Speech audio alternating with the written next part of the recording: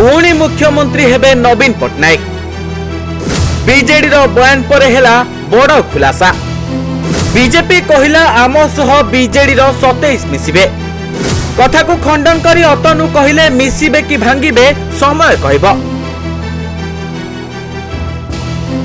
राज्य में बीजेपी सरकार गठन करिवार 5 मास संपूर्ण हेबाकु बसिलानी, किंतु ए पर्यंत राज्य राजनीति रे कादुओ फोपड़ा फोपड़ी नीति एवं राजनैतिक बयानबाजी लागू रही। एमिति कि अनेक समय रे बीजेडी रो नेता बीजेपी रे जोग देबार मध्य नजर रही, जहा पई कुहा जाउची राज्य बीजेडी कुआरे भुसुड़ी भुसुड़ी जाउची। एपरी परिस्थिति लागी रहितबा बेले एबे राज्य राजनीति को सरगरम करिछि बीजेपी और बीजेडी नेतांको बयानबाजी, जेउथिरे बीजेडी रो वरिष्ठ नेता तथा बीजेडी पूर्वतन मंत्री अतनु सर्वेसाची नायक कहिसंती बीजेडी पुणी सरकार गठन करिबाकु जाउची एवं एथिपई कांग्रेस और बीजेडी हाथ मिसेइबा नै से सूचना दैछंती। तबे तांकर एही बयान परे प्रतिक्रिया दैछंती गंजाम जिला आस्का बीजेपी विधायक सरोज पाढ़ी।